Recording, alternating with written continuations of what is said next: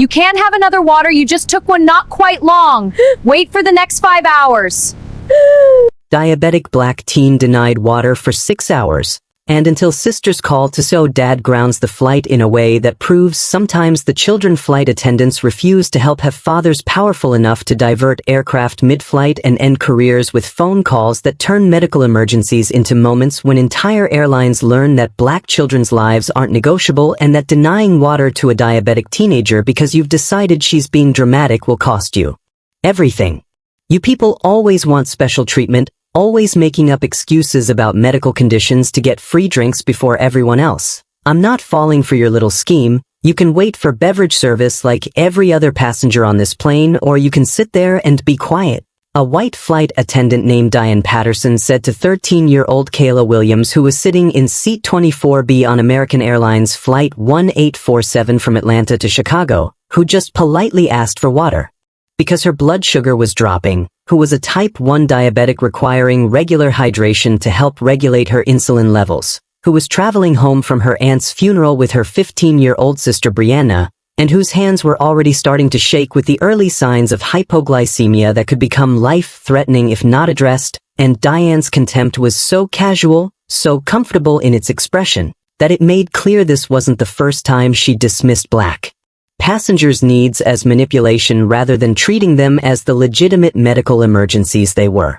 The accusation hit Kayla like a slap, the words "you people" and making up excuses landing with the particular weight of racism that doesn't bother hiding behind professional language, that looks at a black teenager asking for water and sees a scammer rather than a sick child, sees entitlement rather than medical necessity, sees someone trying to cheat the system rather than someone trying not to collapse from a blood sugar crash that was already making her feel dizzy and nauseous.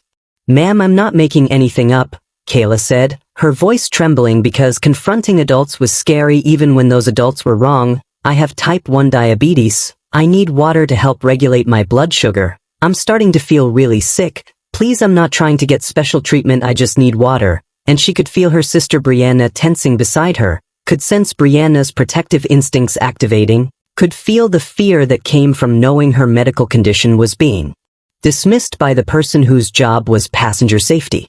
This wasn't ancient history, wasn't something their parents had experienced decades ago that they only knew from stories. This was happening right now in 2025 aboard a commercial aircraft where diversity training and medical accommodation policies were supposed to ensure that passengers with diabetes got the hydration they needed, where flight attendants were supposed to be trained to recognize medical emergencies, where a teenager asking for water because her pancreas didn't produce insulin shouldn't be accused of running a scam based on nothing except the color of her skin and the assumptions that came with it.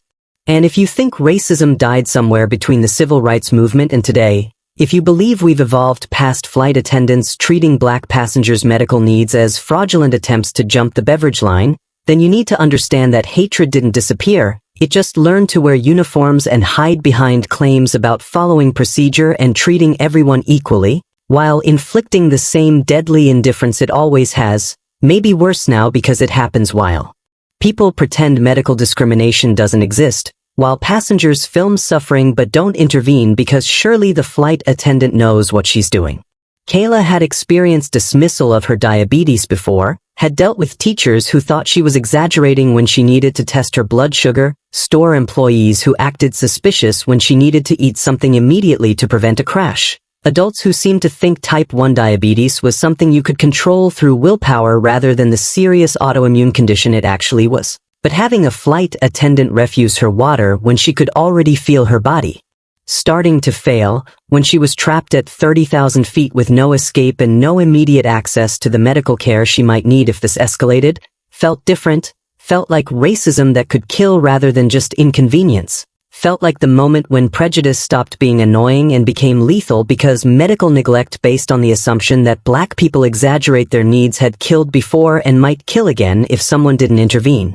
She'd been shocked when Diane first accused her of wanting special treatment, had thought maybe there was some misunderstanding, but as Diane's face showed no concern for Kayla's visible distress, showed no willingness to even consider that this might be legitimate, Kayla realized with sinking horror that this wasn't confusion, this was racism. This was exactly what her parents had warned her about when they prepared her for traveling with a medical condition, and the recognition mixed with terrible familiarity because of course this was happening, of course her medical emergency was being treated as performance, of course being a black teenager with diabetes wasn't protection against someone who'd decided asking for water was suspicious.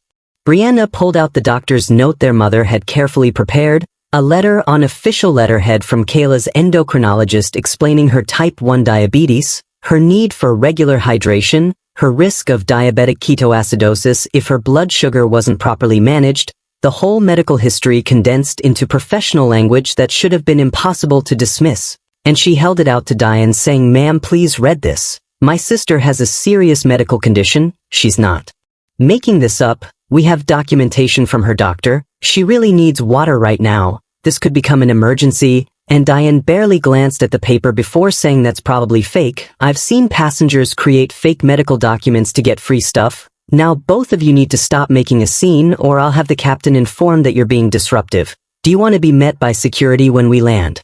The threat of security was designed to silence them, was meant to make them stop advocating for Kayla's health out of fear of being criminalized, was the particular weapon that authority figures use against people they've decided don't deserve belief, and Brianna felt terror mixing with fury because they were trapped, were powerless, were watching Kayla get sicker while the person who could help was instead threatening them. And she didn't know what to do, didn't know how to make Diane see that this was real, that her sister might die if someone didn't help soon.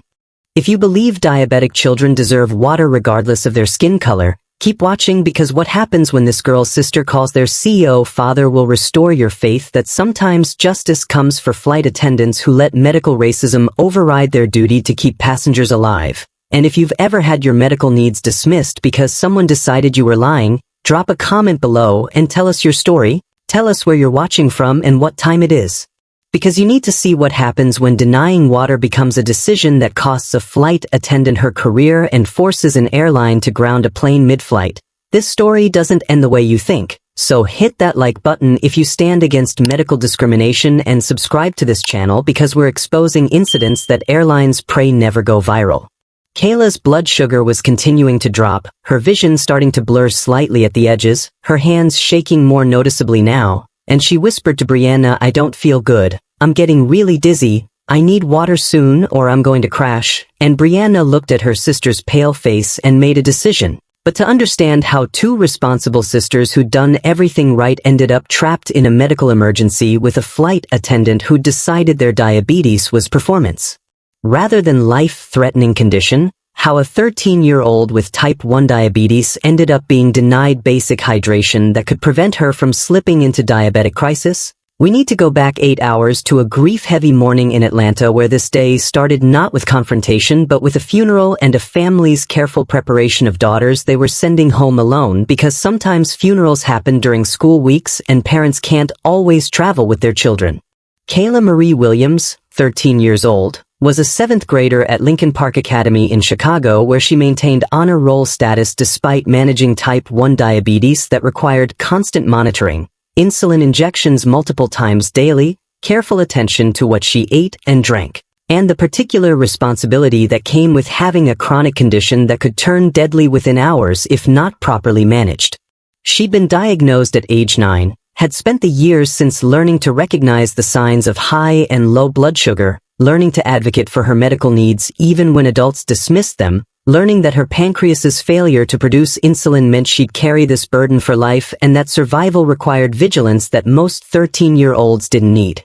Her older sister Brianna Nicole Williams, 15 years old and a sophomore at the same school, had become Kayla's unofficial medical guardian, had learned everything about diabetes management, could recognize when Kayla's blood sugar was dropping before Kayla herself sometimes noticed, carried emergency glucose tablets and knew exactly what to do in crisis situations, had transformed from typical older sister into fierce protector whose relationship with Kayla had been deepened by shared responsibility for keeping Kayla alive.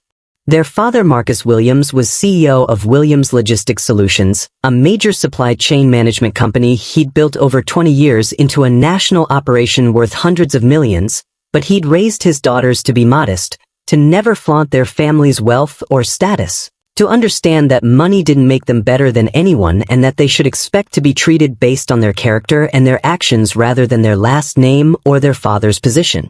Their mother, Dr. Patricia Williams, was a pediatric endocrinologist, ironically specializing in childhood diabetes, and she'd prepared obsessively for this trip, had packed Kayla's medical supplies with redundant backups, had prepared detailed instructions and doctor's notes, had called the airline in advance to notify them that a minor with diabetes would be traveling and to please ensure crew was aware of her medical needs, had done everything a careful parent could do to ensure her daughter's safety. The girls were flying home from their Aunt Melissa's funeral, their mother's younger sister who died suddenly from an aneurysm at 42, and the funeral had been that morning, had been devastating in the way that unexpected deaths always are, had left the family raw with grief that made small comforts like staying hydrated feel impossible to prioritize even though Kayla's diabetes meant hydration wasn't optional, was literally life or death. Their parents had stayed in Atlanta to handle estate matters, had arranged for the girls to fly home alone because school couldn't be missed for an entire week, had trusted that two responsible teenagers with medical documentation and proper preparation could handle a routine 6-hour flight, had trusted that airlines took medical accommodations seriously, had trusted wrong. That morning their mother had triple-checked Kayla's carry-on, had made sure the insulin was properly stored, the glucose meter was charged, the emergency sugar was accessible, the doctor's note was in an easy-to-reach pocket, had gone through the emergency protocol one more time saying if your blood sugar drops you drink juice or water immediately, you test again in 15 minutes. If you're on a plane and the flight attendants won't help you call Dad or me no matter what it costs, we can handle anything from the ground but we need to know if you're in trouble. The girls had nodded and hugged their parents and promised to be careful, had been driven to the airport by their uncle, had checked in for American Airlines Flight 1847 without incident, had proceeded through security smoothly with TSA agents who were professional about Kayla's medical supplies, had waited at their gate doing homework and texting friends. Normal teenage behavior that gave no warning that boarding would lead to medical crisis. Their seats were in economy, row 24, Kayla in the middle and Brianna on the aisle so she could easily help her sister, and they'd settled in with their bags stowed, Kayla's medical kit in the seat pocket in front of her within easy reach. And for the first 30 minutes of the flight everything had seemed fine. The takeoff smooth, other flight attendants passing through the cabin offering warm towels and taking drink orders, professional service that suggested this would be an uneventful flight. Then Diane Patterson had appeared in their aisle, a white woman probably in her mid-50s with the particular demeanor of someone who'd worked in service long enough to be tired of it, who looked at passengers as burdens rather than people she was paid to assist, and when she'd made eye contact with Kayla and Brianna something in her expression had shifted, had gone from neutral professionalism to subtle hostility, had made both girls feel suddenly self-conscious about occupying space they'd paid for. "Can I get you girls anything?" Diane had asked, her tone carrying an edge that suggested she hoped the answer would be no, and Kayla had said yes please. "Could I have water? I'm diabetic and I need to stay hydrated." And that's when Diane's face had transformed from barely polite to actively contemptuous, had shown an expression that made clear she'd heard the request and decided it was manipulation rather than medical necessity, had looked at Kayla's young black face and her polite request and had chosen to see fraud rather than a child who needed help, and she said with barely concealed irritation, "Beverage service hasn't started yet, you'll have to wait until we come through with the cart, everyone gets served at the same time, that's our policy," and she'd turned and walked away before Kayla could explain that this wasn't about preference or impatience, this was about preventing her blood sugar from crashing, this was about staying conscious and functional, this was about not ending up in diabetic crisis at 30,000 feet. Kayla felt panic rising as she watched Diane disappear toward the front galley, felt her body's signals getting stronger, the shakiness in her hands intensifying, the slight nausea that meant her glucose was dropping faster than she'd anticipated, probably stress from the funeral combining with irregular eating and the altitude change to create perfect conditions for a crash. And she said to Brianna, "My blood sugar is dropping. I can feel it. I really need water or juice soon." And Brianna said, "We'll get you some. That flight attendant will come back. She has to come back. Just hold on." But Kayla could see the worry in her sister's eyes, could tell Brianna was scared too, could feel the helplessness that came from being trapped in a confined space with no immediate access to what she needed to stay safe.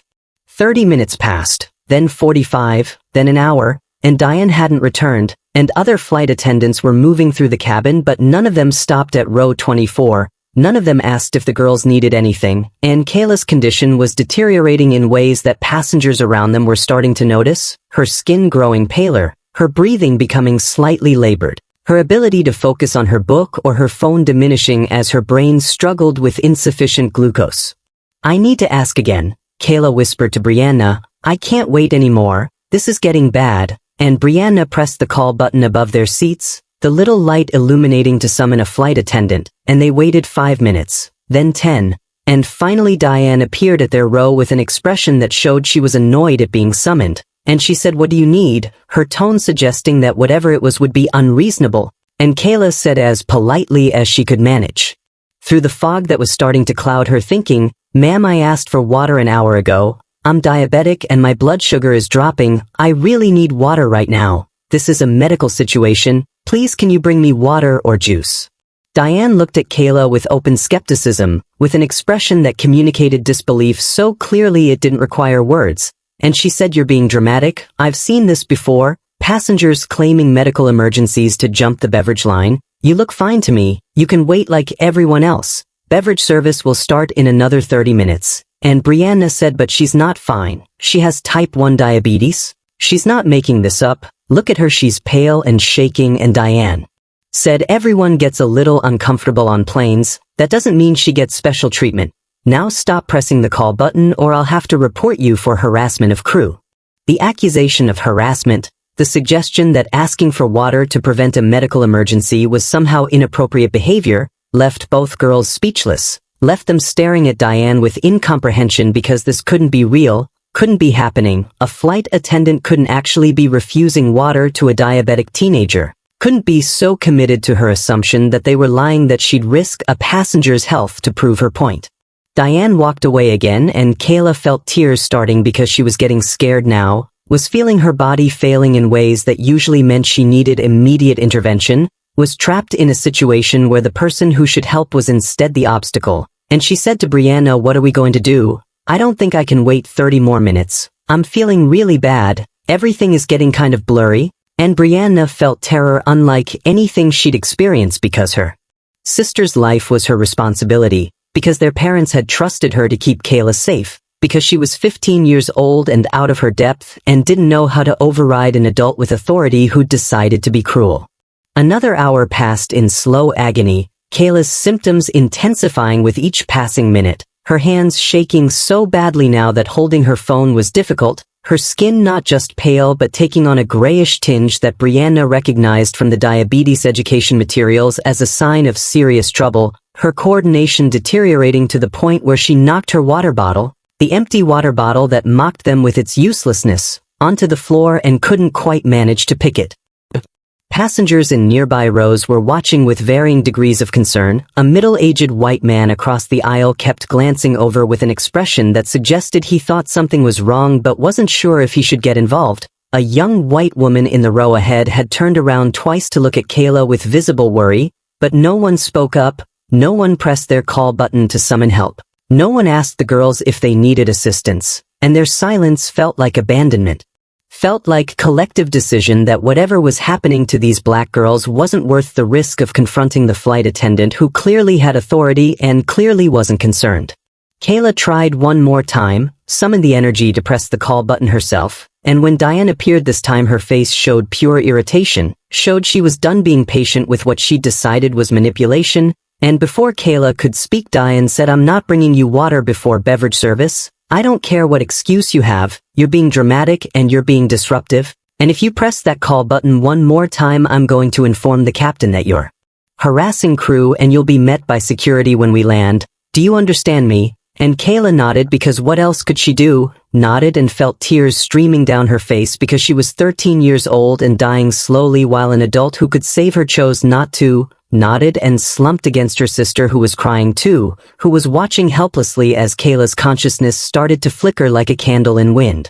The beverage cart finally appeared 90 minutes after Diane's first refusal, appeared when Kayla was barely able to lift her head, appeared too late to be simple service and early enough to be preventable crisis, And when it reached row 24, Diane looked at the girls and said with false sweetness, "What can I get you?" And Brianna said through tears, "Water please. My sister needs water right now." And Diane said, "I'm sorry, we're all out of bottled water. Would you like juice instead?" And the lie was so transparent, so deliberately cruel, that Brianna felt rage cutting through her fear, felt fury at this woman who was playing games while Kayla was deteriorating, and she said, "Yes, juice, anything with sugar, please hurry." And Diane poured an incredibly small cup of apple juice with movements that seemed intentionally slow, that seemed designed to maximize their suffering, and handed it to Kayla, who could barely hold the cup, whose hands were shaking so badly that juice sloshed over the rim onto her lap. Kayla drank the juice in desperate gulps, felt the sugar hitting her system, felt her body trying to process it, trying to convert it to usable glucose, but the amount was too small, was barely 3 ounces when she needed at least 8, was insufficient to reverse a blood sugar crash that had been building for 2 hours, and she whispered to Brianna, "I need more. That's not enough. Can you ask for more?" And Brianna turned to Diane, who was already moving the cart forward, and said, "Excuse me, my sister needs more juice." That wasn't enough for her medical condition, and Diane said without even turning around, "1 drink per passenger until second service? That's policy." And she continued down the aisle, leaving the girls with inadequate intervention that would by maybe 30 minutes before Kayla's blood sugar crashed again, before the symptoms returned worse than before they were back in crisis with even less time to find help. Brianna pulled out the doctor's note from the seat pocket, the carefully prepared letter from Dr. Sarah Chen, Kayla's endocrinologist, the official document on medical practice letterhead that explained everything in professional language that should have been impossible to dismiss. And she waited until Diane returned from first class, and she intercepted her in the aisle and said, "Ma'am, please read this. It's from my sister's doctor. It explains her diabetes and her hydration needs. She's not being dramatic. This is a real medical condition. We have documentation." And she held the letter out with hands that shook with desperation, with hope that maybe official documentation would penetrate where pleading hadn't, with prayer that Diane would finally take them seriously. Diane took the letter with obvious reluctance, glanced at it for maybe 5 seconds, her eyes barely scanning the first paragraph before she handed it back and said, "This is probably fake. I've seen passengers create false medical documents to get special treatment. You can print anything on a computer these days. This doesn't prove anything." And Brianna felt something break inside her, felt the last thread of hope that reason would prevail snap under the weight of Diane's intractable racism. And she said, "How is it fake? It has a doctor's name and phone number. You can call and verify it. Please just call the number. Please just check. My sister is really sick." And Diane's face hardened and she said, "I'm not calling anyone.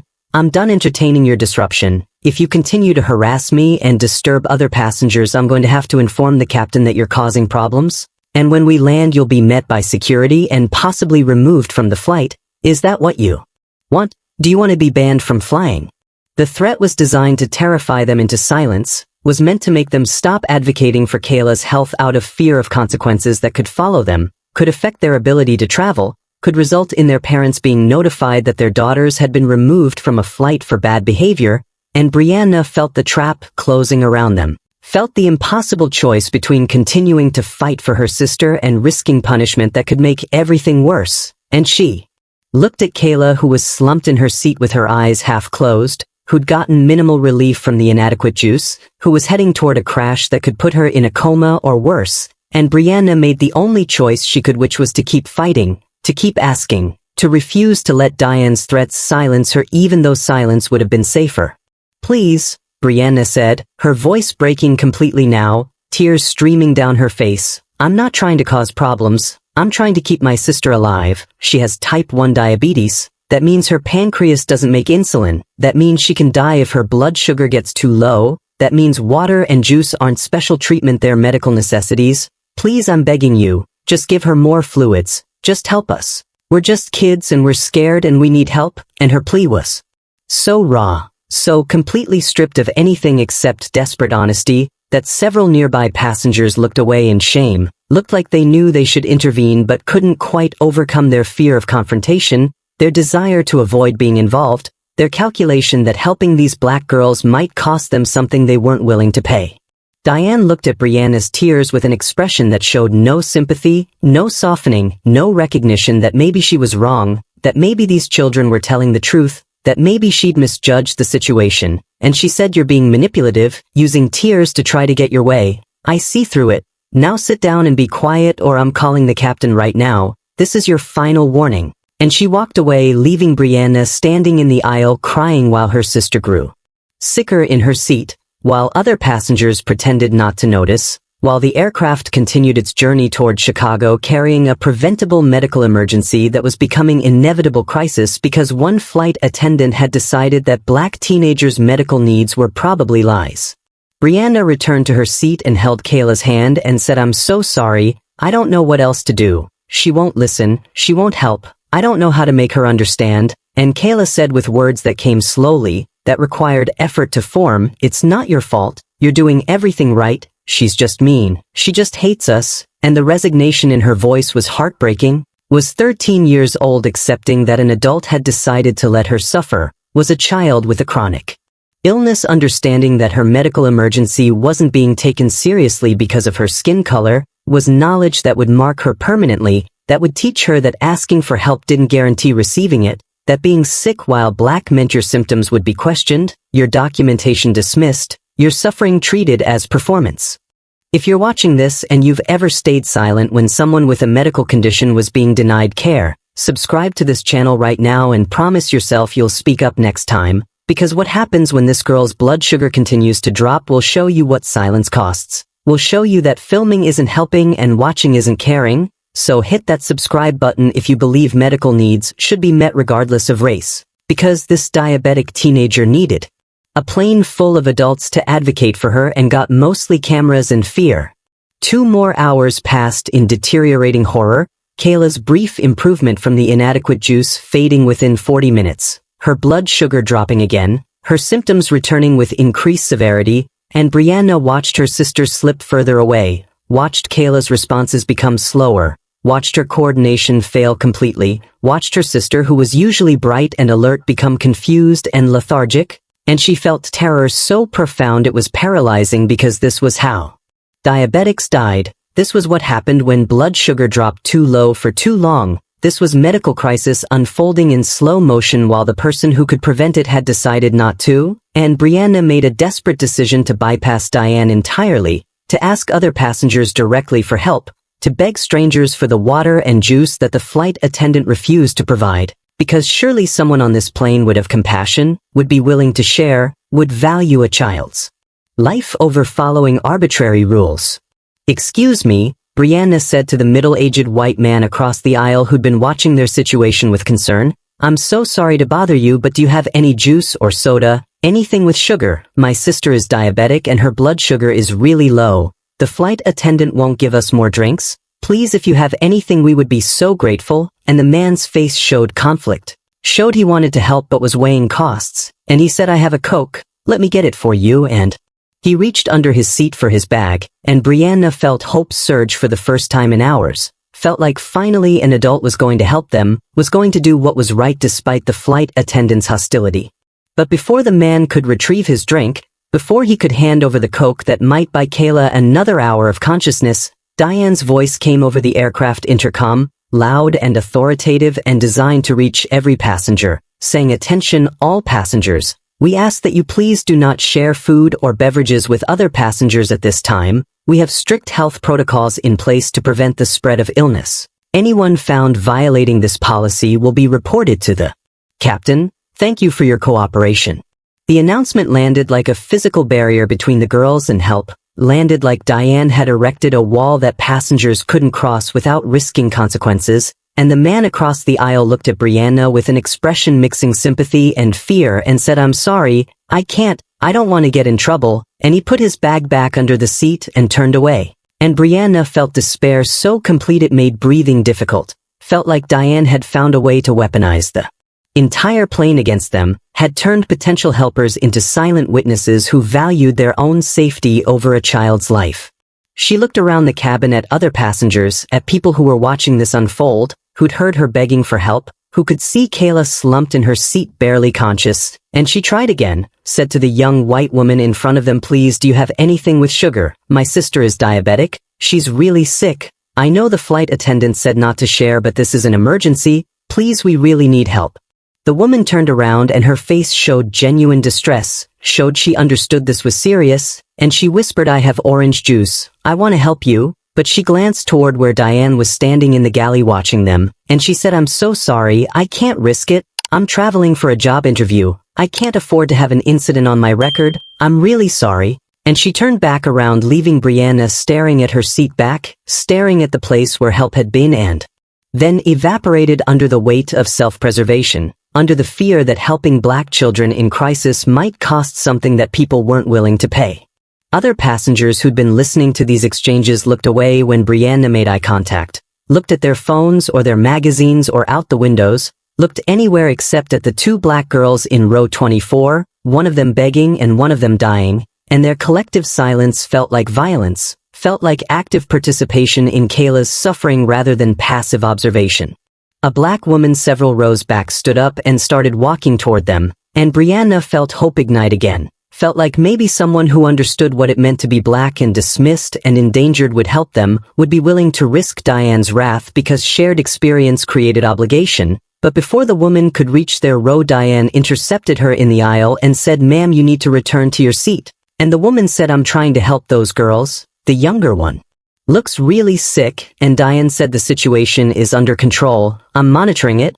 Passengers are not permitted to provide medical assistance. Now return to your seat or I'll have to report your noncompliance." And the woman looked past Diane at Kayla and said, "That child is not under control. That child needs help." But Diane stepped closer and lowered her voice and said in a tone that carried threat, "Do not make me call the captain. Do not make this a situation. Return to your seat now." And the woman hesitated, clearly weighing whether to push back, whether to force the confrontation, but ultimately she turned around and walked back to her seat, and Brianna watched her go and felt abandonment layer upon abandonment, felt like every adult on this plane had decided that avoiding conflict with Diane was more important than saving Kayla. "I tried," Brianna whispered to her sister. "I tried to get help, but nobody will help us. That flight attendant made an announcement and now everyone is too scared. I don't know what else to do." And Kayla's response was barely audible, was words that took enormous effort to form, was her saying, "It's okay. You tried really hard. I love you." And the resignation in her voice was devastating. Was a 13-year-old saying what felt like goodbye, was a child who'd spent 4 years managing her diabetes successfully now facing the reality that she might die because one adult had decided her medical emergency was fake. Brianna held her sister's hand and cried silently, and around them passengers shifted uncomfortably, and some were recording on their phones, capturing this tragedy for social media or for evidence. But none were helping, none were standing up to Diane, none were using their adult voices or their privilege to demand that this child receive the medical accommodation she needed. 4 hours into the flight, Kayla was no longer fully conscious, was drifting in and out of awareness, her head lolling against the window, her skin gray and clammy with sweat, her breathing shallow in ways that terrified Brianna, who'd learned enough about diabetes to know that this was severe hypoglycemia, that Kayla's blood sugar had dropped so low her brain wasn't getting adequate glucose, that seizures or coma or death were real possibilities if intervention didn't happen soon, and they still had 2 hours until landing, 2 hours that Kayla might not have, 2 hours that stretched ahead like eternity, and Brianna felt panic unlike anything she'd experienced because her sister was dying, was actually dying in the seat beside her while a plane full of adults watched and did nothing, while the flight attendant who could save her with a bottle of juice refused to acknowledge the crisis she'd created. "Kayla," Brianna whispered, shaking her sister gently, "Kayla, please stay awake. Please talk to me. We're going to land soon and get you help. Please just stay with me." And Kayla's eyes fluttered open briefly, unfocused and glassy, and she mumbled something that didn't make sense, words that came out slurred and disconnected, and Brianna recognized this as another symptom, as the confusion that meant Kayla's brain was being starved of the glucose it needed to function, that meant they were running out of time, that meant intervention needed to happen now, not in 2 hours. She pressed the call button again despite Diane's threats, pressed it because her sister's life mattered more than avoiding punishment, pressed it and waited while the light blinked above their heads and no one came, and she pressed it again and again, desperately signaling that they needed help, that this was an emergency, that someone needed to respond immediately. Diane finally appeared, her face showing fury at being summoned again, and she said, "I told you not to press that button. I warned you about the consequences. Now what is it? And Brianna said through tears that were flowing so freely she could barely see, my sister is unconscious. She's not responding right. She needs medical attention right now. This is a diabetic emergency. Please, you have to help her. Please call for a doctor. Please do something. And Diane looked at Kayla slumped against the window and said she's sleeping. She's fine. You're being hysterical. And Brianna said she's not sleeping. She's losing consciousness from low blood sugar. Please, I'm begging you. She could die. And Diane said with an expression that mixed contempt with satisfaction, if she was really in medical distress, I would be able to tell. I'm trained in emergency recognition. She's just sleeping. Now stop creating a scene or I'm calling the captain. This is your absolute final warning. The denial of reality was so complete, so divorced from what was obviously happening, that Brianna understood with sinking certainty that Diane would never help, that no amount of begging or evidence or deterioration would convince her to provide care, that she'd committed so fully to her belief that they were lying that she'd rather let Kayla die than admit she'd been wrong. And Brianna felt terror mixing with rage, felt 15 years old and completely powerless against an adult whose authority was absolute in this confined space, whose decisions were literally life and death, whose racism was so entrenched it overrode basic human compassion. She looked at Kayla, who was barely breathing, whose lips were starting to take on a bluish tinge that suggested her oxygen levels were dropping, whose body was shutting down system by system as her blood sugar plummeted toward levels incompatible with life, and she thought about their parents who'd trusted her to keep Kayla safe, who'd believed their careful preparation would be sufficient, who had no idea their daughters were in crisis at 30,000 feet. A businessman in the row behind them leaned forward and said quietly to Brianna, I've been watching what's happening. That flight attendant is wrong. Your sister is clearly sick. I'm going to try to speak to the pilot. Someone needs to know this is serious, and Brianna felt a flash of hope that maybe this adult would succeed where she'd failed, would use his authority as a white man to get through where a black teenage girl couldn't. But Diane intercepted him when he stood up and said, Sir, you need to remain seated. And he said, I need to speak with the captain about a medical emergency. And Diane said, there is no medical emergency. The situation is under control. Return to your seat or you'll be reported for interfering with crew duties. And the man looked at Diane and then at Kayla and said that child needs medical attention. And Diane said, I'm the trained professional here. I've assessed the situation. She's fine. Now sit down. And the man hesitated, clearly debating whether to push harder, whether to force the confrontation. But ultimately he sat down saying, this is wrong. You're wrong. And Diane walked away victorious again. 5 hours into the flight, Kayla wasn't responding to Brianna's voice at all, wasn't opening her eyes when shaken, wasn't reacting to stimuli in ways that meant consciousness was slipping away completely, and Brianna was sobbing openly now, holding her sister and rocking slightly and saying, please don't die. Please, Kayla, you have to stay with me. Mom and Dad are going to be so mad at me if you die. I promised I'd take care of you. Please don't leave me. And her words were the desperate bargaining of someone watching helpless as tragedy unfolds, were prayers to a sister who might not be able to hear anymore, were the sound of a childhood ending in the worst possible way. Other passengers were crying too now, were visibly distressed by what they were witnessing, by their own complicity in allowing this to continue, by the recognition that they'd chosen their comfort over a child's life and that choice was resulting in consequences they'd have to live with forever. Brianna suddenly remembered her father's emergency rule, the instruction he'd given both girls before any trip, the words he'd made them repeat back to ensure they understood, which were, if you're ever in danger and no one will help you, call me immediately. I don't care what it costs. I don't care if you have to buy Wi-Fi. I don't care if you think you're bothering me. If you need help and adults won't provide it, then you call me and I will fix it from wherever I am. Do you understand? Your safety is more important than anything else. Brianna hadn't called earlier because she'd thought surely an adult would help, surely a flight attendant would eventually do the right thing, surely her 15-year-old self could handle this without bothering her father who was dealing with funeral arrangements and estate matters.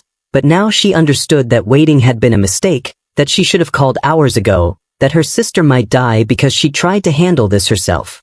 She pulled out her phone with shaking hands and opened the Wi-Fi settings, and she purchased the in-flight internet access that cost $20 for the flight, money that felt obscene to spend but that might save Kayla's life, and she waited the agonizing minute while the connection established, while the payment processed, while her phone connected to the satellite system that would let her reach her father. And then she opened her contacts and pressed dad and listened to it ring once, twice, 3 times, and she thought, please answer, please be somewhere you can answer, please don't be in a meeting, please hear your phone. And on the 4th ring, Marcus Williams answered saying, Brianna baby, what's wrong? I can see you're calling from the plane. Is everything okay? And the concern in his voice, the immediate recognition that a call from a flight meant trouble, made Brianna break down completely, made her sob so hard she couldn't form words for several seconds while her father said, baby, breathe, tell me what's happening, are you safe, is Kayla safe? Dad, Brianna managed to say through tears that were choking her, Kayla is dying, the flight attendant won't give her water, won't give her juice, she's been denying her for 5 hours. Kayla is unconscious, she's not responding, her blood sugar is so low. I showed them the doctor's note and they said it was fake. I begged them, I begged other passengers, nobody will help us. Dad, I don't know what to do, I think she's going to die. And the words came out in a rush of panic and grief, came out as the confession that she'd failed at the one job that mattered, which was keeping her sister alive, came out as desperate plea for her father to fix what she couldn't fix, to have the power she didn't have, to make adults listen when they'd ignored a child. Marcus Williams felt his blood turn to ice as he processed what his daughter was saying, felt terror and rage colliding in his chest as he understood that Kayla was in diabetic crisis, that she'd been denied basic medical accommodation for hours, that his careful preparation and documentation had been dismissed, that his daughters were trapped at 30,000 feet with a crew member who was letting one of them die. And he said, Brianna, I need you to listen to me very carefully, I'm going to fix this right now, you're not alone anymore, Kayla is going to get help, I promise you, now tell me what airline, what flight number, where are you right now? American Airlines Flight 1847, Brianna said, we left Atlanta about 5 hours ago, we're supposed to land in Chicago in less than 2 hours, but Dad, I don't think she has 2 hours, she's barely breathing, and Marcus said I'm handling this immediately, stay on the line with me, keep talking to Kayla even if she can't respond, let her hear your voice, I'm making calls right now that are going to change everything. Marcus put Brianna on speaker and pulled up his contacts, scrolled to a name he hadn't called in 6 months, a name that represented a connection he'd cultivated specifically for moments when power was needed, when influence could make the difference between tragedy and survival, and he dialed Robert Chen, who was CEO of American Airlines, who'd been Marcus's business school classmate 20 years ago, who'd built his career partly on contracts that Marcus's logistics company had provided, owed Marcus favors that Marcus had never called in until this moment when his daughter's life depended on it. The phone rang twice and Robert answered saying, Marcus, good to hear from you, what can I do for you? And Marcus said with voice that was barely controlled, that was cold with fury barely masked by professional courtesy, Robert, the first have a situation on one of your flights that requires your immediate personal intervention. My 13-year-old daughter who has type 1 diabetes has been denied water and juice for 5 hours by one of your flight attendants. She's currently unconscious from hypoglycemia, she may be dying, and I need you to ground that flight immediately and get medical personnel to her. This is Flight 1847 from Atlanta to Chicago. The silence on Robert's end lasted maybe 3 seconds while he processed the severity of what Marcus was saying, while he understood that this wasn't a complaint about service but a medical emergency that could become a wrongful death lawsuit that would destroy the airline's reputation and cost him his job, and he said, Marcus, I'm getting into the system right now, give me the details, walk me through exactly what happened. And Marcus recounted what Brianna had told him, the repeated denials, the dismissed doctor's note, the announcement preventing passengers from sharing, the 5 hours of watching Kayla deteriorate while crew refused to help, and Robert's voice when he responded carried horror and fury that Marcus recognized as genuine, as the reaction of a father who had children himself, who understood that what had happened to Kayla could have happened to his own kids, who recognized that this was catastrophic failure of the systems he was responsible for.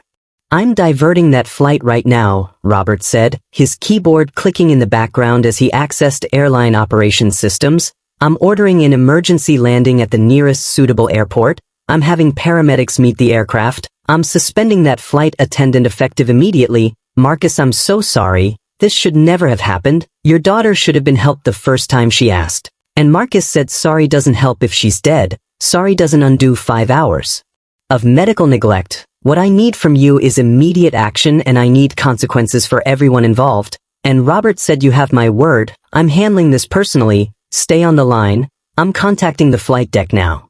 Robert conferenced in American Airlines Operations Control, identified himself, ordered immediate communication with Flight 1847, and within 2 minutes the operations manager was saying we have radio contact with the flight, and Robert said this is CEO Robert Chen, I'm ordering emergency diversion of Flight 1847. We have a minor passenger in diabetic crisis who's been denied medical accommodation. The flight needs to land at the nearest suitable airport immediately, coordinate with ATC, get paramedics staged, this is a medical emergency and a potential PR catastrophe, move now. Marcus listened to this unfold while Brianna stayed on the other line saying, Dad, what's happening? Is someone going to help us? And Marcus said, baby, yes. Help is coming, the CEO of the airline is personally handling this. The plane is going to land soon, Kayla is going to get medical care, you did the right thing calling me, you saved your sister's life. On Flight 1847 the pilot's voice suddenly came over the intercom, Captain James Martinez saying, ladies and gentlemen, this is your captain speaking, we've been instructed to make an emergency landing due to a medical situation on board, we'll be diverting to Indianapolis which is approximately 15 minutes away. Please remain seated with your seatbelts fastened, flight attendants prepare the cabin for landing, and passengers looked around confused and concerned, wondering what medical emergency warranted diversion, and several of them looked at row 24 where Brianna was on the phone crying and Kayla was unconscious.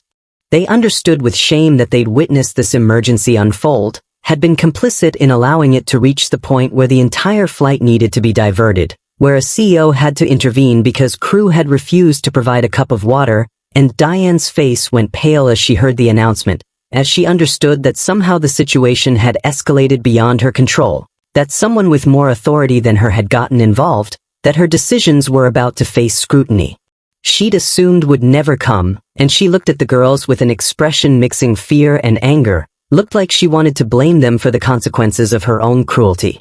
The plane began its descent toward Indianapolis International Airport, the pilots coordinating with air traffic control for priority landing, the aircraft dropping altitude faster than normal in recognition that this was genuine emergency rather than precautionary diversion, and Brianna held Kayla's hand and whispered, we're landing baby, help is coming, Dad made them land the plane, you're going to be okay, just hold on a little longer, and she didn't know if Kayla could hear her, didn't know if her sister was still conscious enough to process words, but she kept talking anyway because their mother had always said that hearing was the last sense to go, that even when people seemed unconscious they might still hear familiar voices, and Brianna needed Kayla to know she wasn't alone, that help was finally coming, that their father had moved heaven and earth to save her.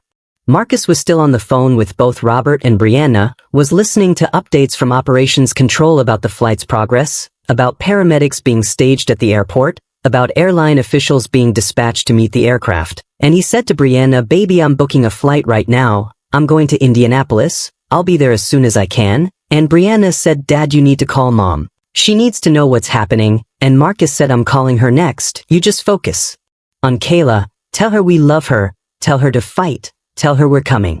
The plane touched down in Indianapolis with a jolt that made Kayla's head loll forward, made Brianna grab her to keep her from falling, and as soon as the aircraft stopped at the gate the door opened and paramedics rushed aboard with equipment and urgent professionalism, and they moved straight to row 24 where Brianna was saying, she's here, my sister, please help her, she's diabetic, her blood sugar crashed hours ago. She's been unconscious for over an hour.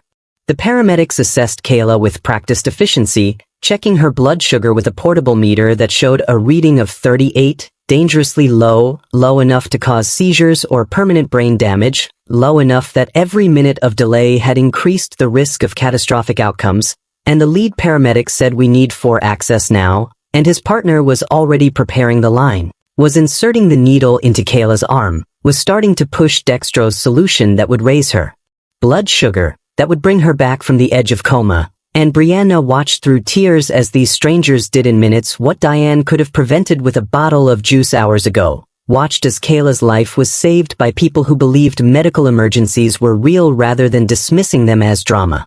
Within 5 minutes of receiving 4 dextrose, Kayla's eyes fluttered open, still unfocused but showing consciousness was returning, showing her brain was getting the glucose it desperately needed, and she mumbled something that sounded like what happened, and Brianna said through sobs of relief, "You're okay, baby. You had a really bad low, but you're okay now. The paramedics are helping you," and Kayla's hand squeezed Brianna's weakly, showing she understood, showing she was coming back, showing she was going to survive what should have killed her. The paramedics stabilized Kayla enough for transport and moved her onto a stretcher, and Brianna followed as they wheeled her sister off the plane, and as they passed through first class, 2 American Airlines executives in suits were standing near the door, and one of them said to Brianna, "We're so sorry for what happened. We're going to make sure your sister gets the best care. We're taking full responsibility for this failure." And Brianna just nodded because sorry felt insufficient, felt like inadequate response to 5 hours of torture, felt like words that couldn't undo trauma or restore the time Kayla had spent dying. At the airport terminal, American Airlines had arranged for a private room where Brianna could wait while Kayla was transported to Indiana University Health Methodist Hospital, and airline officials kept apologizing, kept saying this should never have happened, kept promising investigations and consequences, and Brianna said through exhaustion and residual terror, "Where is that flight attendant? The one who wouldn't help us? What's going to happen to her?" And one of the executives said, "She's been removed from the aircraft and suspended immediately. There will be a full investigation. We take medical accommodation failures with extreme seriousness." And Brianna said, "She let my sister almost die. She called us liars. She threatened us when we asked for help. Suspended isn't enough. She needs to be fired. She needs to never be able to do this to anyone else." Marcus arrived in Indianapolis 4 hours later, having chartered a private plane, and he found Brianna at the hospital where Kayla had been admitted for observation, where she was stable but exhausted, where doctors said she'd been incredibly fortunate that intervention came when it did, that another hour of untreated hypoglycemia could have caused irreversible brain damage or death, that this was as close as you could come to tragedy without crossing the line, and Marcus held both his daughters and cried with relief and rage, relief that Kayla was alive and rage at the system that had nearly killed her, at the flight attendant who decided a black teenager's medical emergency was performance, at his own inability to have prevented this despite all his preparation and resources. Dr. Patricia Williams arrived on a later flight, and when she saw Kayla in the hospital bed with N4 and monitors, she broke down in ways her daughters had never seen, broke down as a mother rather than as a physician, broke down with guilt that she hadn't been there, that her careful preparation hadn't been sufficient, that all her expertise in pediatric endocrinology hadn't protected her own daughter from medical racism that nearly proved fatal, and she held Kayla and said, "I'm so sorry, baby. I should have known this could happen. I should have prepared better." And Kayla said, "Mom, you did everything right. It's not your fault that flight attendant was mean," and her words broke their parents' hearts because 13-year-olds shouldn't have to comfort adults about the racism that targeted them, shouldn't have to absolve parents for failures of systems beyond anyone's control. And the family spent that night in the hospital while Kayla's blood sugar stabilized, while her body recovered from hours of crisis, while her parents made calls to attorneys and airline executives and began the process of ensuring consequences for what had happened.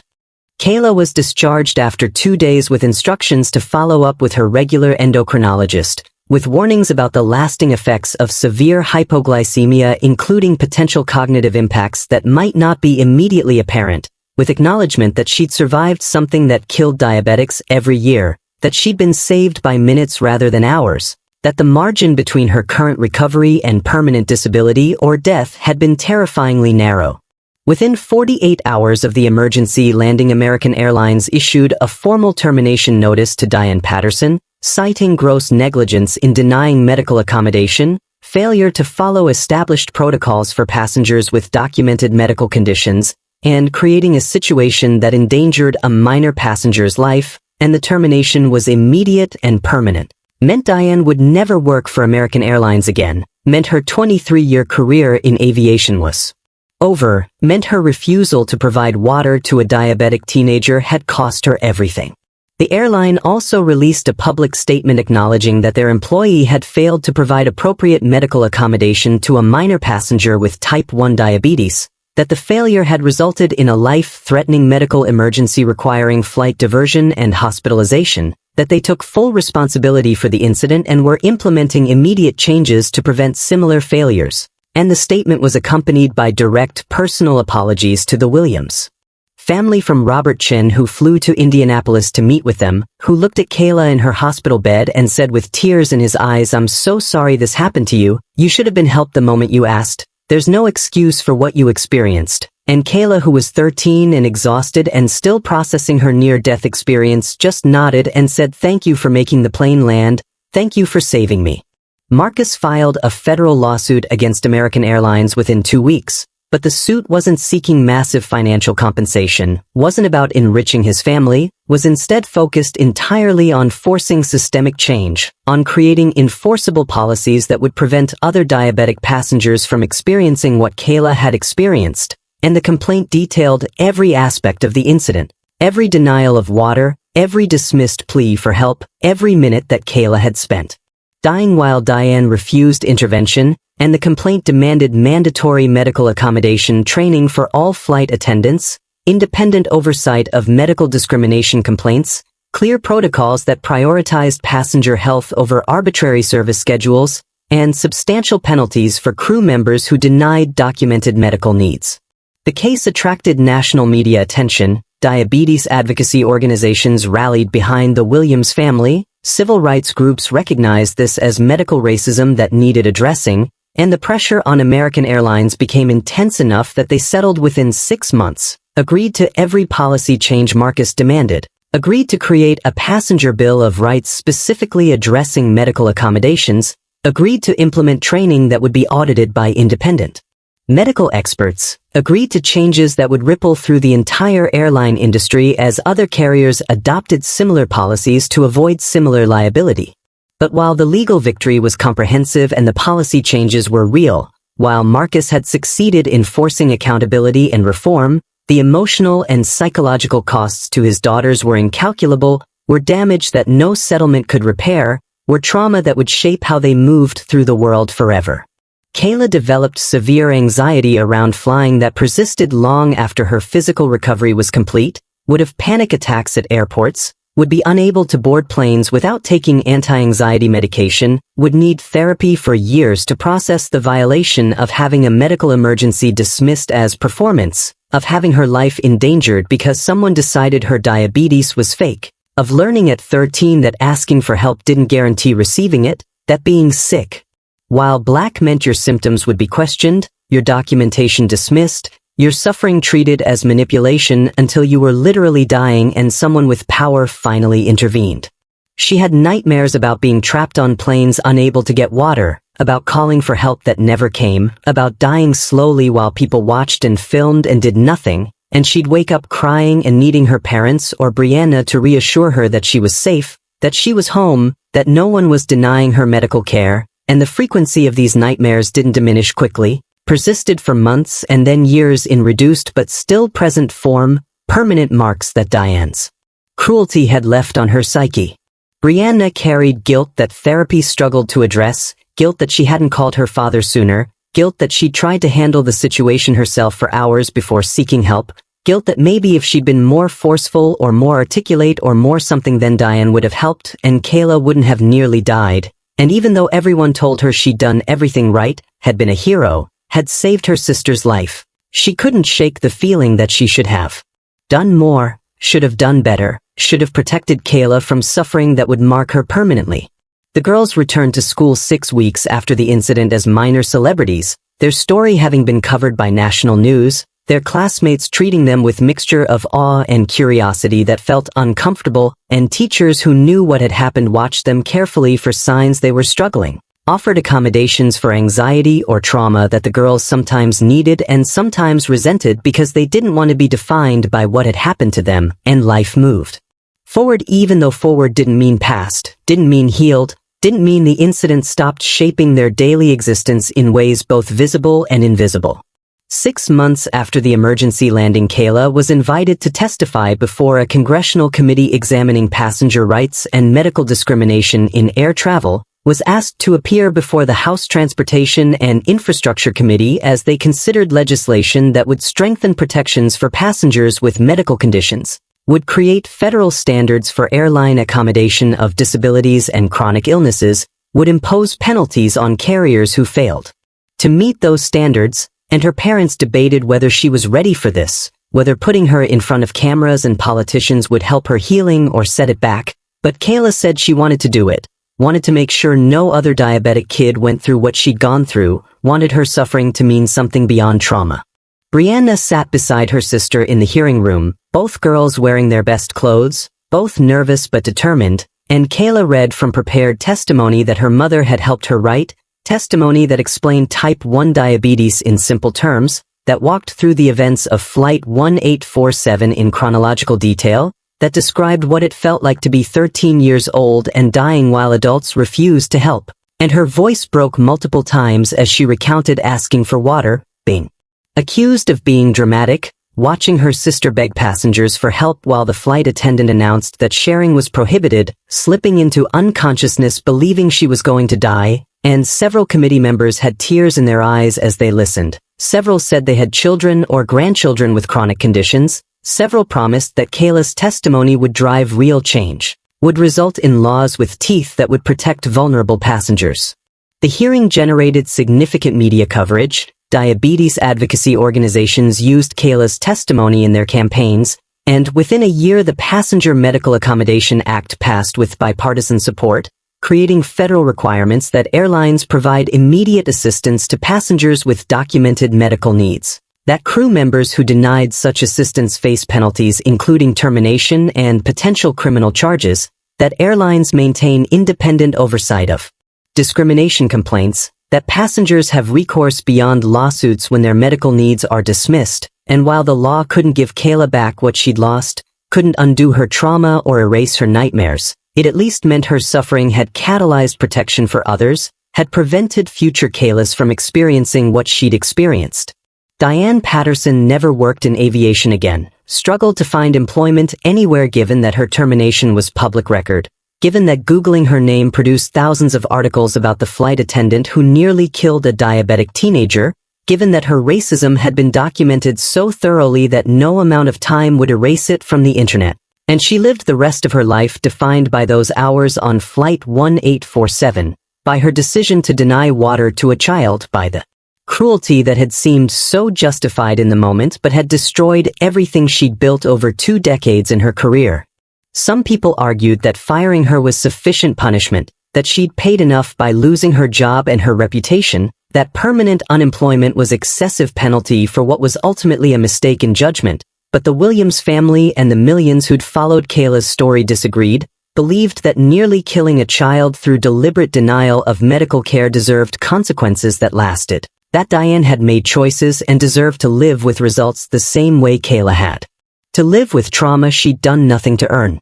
If this story broke your heart, if it made you think about times you witnessed medical emergencies being dismissed and stayed silent, if you understand now that speaking up for vulnerable people could save their lives, then subscribe to this channel and commit to being the person who intervenes when someone's health is being ignored, who questions authority when authority is causing harm, who refuses to let medical racism operate unchallenged, because Kayla needed a plane full of adults to advocate for her and got mostly cameras and fear, and your courage next time could be the difference between someone surviving or dying from preventable medical crisis. So hit that subscribe button if you believe diabetic children deserve water regardless of their skin color. The first Thanksgiving after the incident, the Williams family gathered at their grandmother's house in Atlanta, the same grandmother whose daughter's funeral had sent the girls on that flight, and the family was together in ways that felt both healing and haunted, together because Kayla had survived but marked by knowledge of how close they'd come to gathering instead for her funeral, and their grandmother who was 78 and had lived through segregation and the civil rights movement, raised her glass for a toast and said, "I want to honor my granddaughters, Brianna who fought for her sister when adults wouldn't help, and Kayla who survived what racism tried to do to her, and both of you taught a whole airline that black children's lives aren't negotiable, that our health matters, that we deserve to be believed when we say we're sick, and I'm so proud of you both even though I hate that you had to be that brave, hate that you had to teach lessons that adults should already." The family said amen and drank and tried to celebrate, tried to feel gratitude that they were together, that Kayla was alive and recovering, that consequences had been delivered and policies had changed, but underneath the celebration was grief for what had been lost, for innocence stolen, for trust broken, for the girls they'd been before Flight 1847 who would never exist again because trauma had transformed them into girls who knew that medical emergencies could be dismissed, that asking for help didn't guarantee receiving it, that being black meant your suffering might be treated as performance until you were literally dying. Kayla was quieter than she used to be, more withdrawn, carried sadness that hadn't been there before, and her parents watched her with hearts that broke repeatedly, watched her manage her diabetes with anxiety that made every blood sugar check an ordeal, watched her avoid situations that required trusting strangers with her medical needs, watched her become smaller in ways that had nothing to do with physical size and everything to do with spirit diminished by violation. 3 years after the incident, Kayla was 16 and applying to colleges, was writing essays about resilience and advocacy, was planning to major in public health with focus on healthcare equity and medical discrimination, was turning her trauma into purpose in ways that made her family proud but that also made them sad because purpose born from suffering was still carrying weight that she shouldn't have had to carry, and she remained in therapy processing layers of trauma that revealed themselves over time, remained on anxiety medication for flying, remained marked by Diane Patterson's cruelty in ways that would follow her into adulthood, into her career, into her understanding of how the world treated black bodies with medical needs, and while she'd survived, while she'd made meaning from suffering, while she'd helped pass laws that would protect others, survival and meaning and laws didn't equal healing, didn't give back what racism had stolen, didn't make her whole again because some violations leave permanent scars that reshape you even as you learn to live with them, even as you build good lives around the damage, even as you refuse to let cruelty have the final word.